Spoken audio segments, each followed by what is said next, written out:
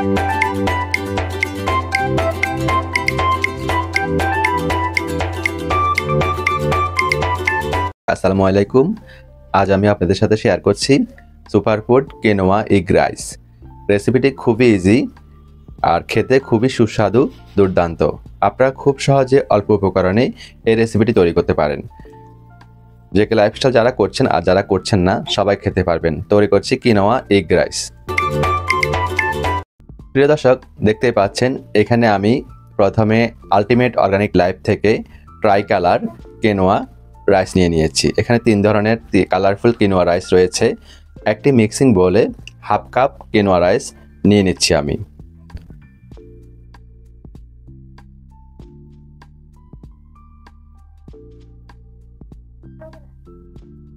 প্রিয় দর্শক, এখন আমরা এখানে পর্যাপ্ত পরিমাণে পানি দিয়ে দিব। নেড়েচেড়ে আমরা মিশিয়ে নিব। মিশিয়ে নিয়ে আমরা 10 মিনিট পানিতে শুক করে রাখবো। এতে করে কিনোয়া রাইসগুলা সিদ্ধ হতে সময় লাগবে না। চুলায় একটা প্যান বসিয়ে তাতে আমি কিনোয়া রাইসগুলা দিয়ে দিয়েছি। এগুলাকে আমি 3 থেকে 4 বার পানি দিয়ে ভালো করে ওয়াশ করে পানি ঝরা দিয়ে রেখেছিলাম। এখন ফুটন্ত পানিতে দিয়ে 20 মিনিট লো টু মিডিয়াম ফ্লেমে কুক করব। 20 মিনিট পর প্রিয় দর্শক ফিরে এসেছি। দেখতে পাচ্ছেন কিনোয়া রাইসের গায়ে গায়ে পানি চলে এসেছে।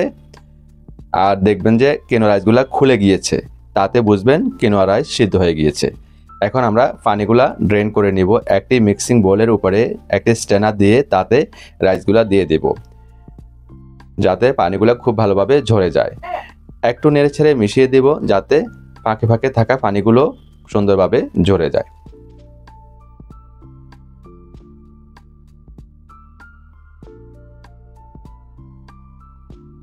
এক সাইডে রেখে দিব। অপর একটি মিক্সিং বোল নিয়ে তাতে আমি 2টি ডিম অ্যাড করে দিব।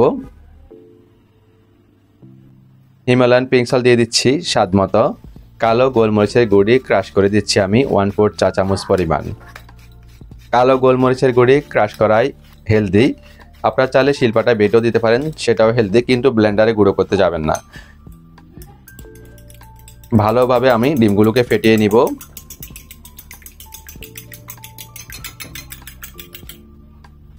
এরপর আমরা সরাসরি চুলায় চলে যাব। চুলায় একটা প্যান বসিয়ে দিয়েছি। চুলাটা ধরে দিলাম আমি। 1 ক্লোভ বাটার দিয়ে দিয়েছি 1 টেবিল চামচ পরিমাণ। বাটারটা গলে যাওয়া পর্যন্ত অপেক্ষা করব। বাটারটা গলে গেলে আমরা যে 2টো ডিম ফেটে রেখেছিলাম সেটা অ্যাড করে দিব। একটু শক্ত হয়ে আসলে আমরা স্ক্রাম্বল করে নিব ডিম দুটোকে।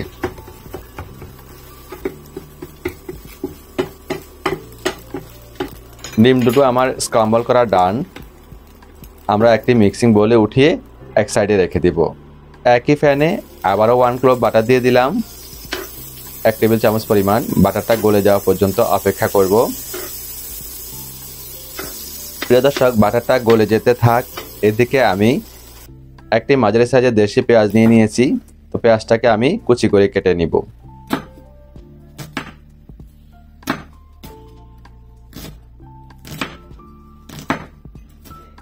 পেঁয়াজটা কুচি করা ডান। এখন আমরা পেঁয়াজগুলোকে নিয়ে প্যানে অ্যাড করে দিব। একটু নেড়েচেড়ে মিশিয়ে নিব। প্রিয় দর্শক, পেঁয়াজটা নরম হওয়া পর্যন্ত আমরা ভাজবো। পেঁয়াজটা এদিকে নরম হতে থাক। চুলার ফ্লেম লো ফ্লেমে আছে। এদিকে 2টো কাঁচামরিচ নিয়ে নিয়েছি। কাঁচামরিচগুলোকে আমি কুচি করে কেটে নিব। তবে একেবারে মিহি কুচি করে ফেলবো না। মিহি কুচি থেকে একটু বড় সাইজ করে কাঁচামরিচকে আমি কুচি করে কেটে নিয়েছি। কুচি করা কাঁচামরিচ আমি প্যানে অ্যাড করে দিব। নেড়েচেড়ে মিশিয়ে নিব।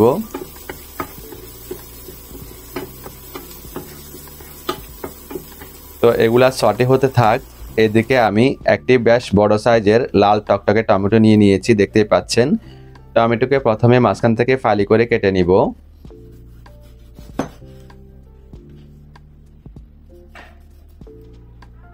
এরপর পোমের মতো যে শক্ত অংশটি আছে টমেটোর, সেটা আমরা কেটে ফেলে দিব এবং আবারও লম্বালম্বি করে আমি টমেটোকে কেটে নিব।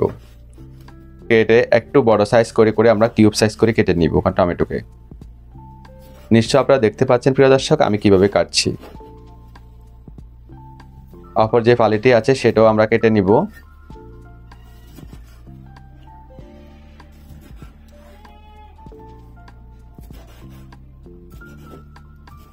তো প্রিয় দর্শক, টমেটো কেটে নেওয়া আমার ডান। টমেটোগুলোকে আমি চুলায় প্যানে অ্যাড করে দিব। চুলার ফ্লেমটা লো টু মিডিয়াম ফ্লেমে নিয়ে যাব। নিয়ে যেয়ে আমি সটে করতে থাকবো 2 মিনিটের মতো। সটে হয়ে গেলে আমরা কি করব, কেনোয়া রাইসগুলা দিয়ে দেব, যেগুলো আমি সিদ্ধ করে পানি ঝরা দিয়ে রেখেছিলাম এক সাইডে। ভালো করে নেড়েচেড়ে মিশিয়ে নিব। নেড়েচেড়ে মিশিয়ে আমরা যে 2টো ডিম স্ক্রাম্বল করে নিয়েছি সেগুলো অ্যাড করে দিব। আবারও ভালো করে নেড়েচেড়ে মিশিয়ে নিব। চুলার ফ্লেম মিডিয়াম ফ্লেমে আছে, তবে 60 থেকে 70 ডিগ্রি উপরে আমরা উঠবো না। স্বাদ মতো হিমালয়ান পিঙ্ক সল্ট দিয়ে দিচ্ছি। আবার কালো গোলমরিচের গুঁড়িও ক্রাশ করে দিচ্ছি 1/4 চা চামচ পরিমাণ।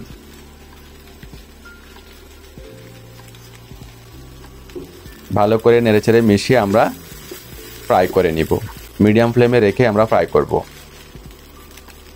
লবণটা পারফেক্ট আছে কিনা চেক করে দেখব। একদমই পারফেক্ট আছে। আর কেনোয়া এগ রাইসটিও আমাদের রেডি। সরাসরি চুলা থেকে নামিয়ে গরম গরম পরিবেশন করে দিব। প্রিয় দর্শক, একটি ডিশে আমি পরিবেশন করে নিচ্ছি। দেখতেই পাচ্ছেন প্রিয় দর্শক, এটা দেখতে যতটা কালারফুল দেখাচ্ছে, খেতেও ভীষণই সুস্বাদু। অসম্ভব মজার এই রেসিপিটি আপনারা তৈরি করতে পারেন। আর কেনোয়া রাইস আপনারা কোথায় পাবেন আমার কমেন্ট সেকশনে কমেন্টস করে জানাবেন। আমি আপনাদের নাম্বার দিয়ে দিব, আপনারা কিনে নিতে পারবেন। তো আমাদের জেকে লাইফস্টাইলের জন্য এই কেনোয়া রাইস কিন্তু দুর্দান্ত। আর যারা জেকে লাইফস্টাইল করছেন না তাদের জন্য কিন্তু দুর্দান্ত। তো প্রিয় দর্শক, আমি খেয়ে নিচ্ছি। খেতে খেতে আপনাদের কাছ থেকে বিদায় নিচ্ছি। আর বিদায় নিতে নিতে একটি মেসেজ দিব, স্বাস্থ্যকর খাবার খান, নিরাপদ জীবন গড়ুন। Healthy food, save life. তো প্রিয় দর্শক, আজ আর নয়, আজ এখানেই বিদায় নিব। সবাই ভালো থাকবেন, সুস্থ থাকবেন। সময় পেলে দুহাত তুলে আমাদের জন্য দোয়া করবেন। আল্লাহ হাফেজ।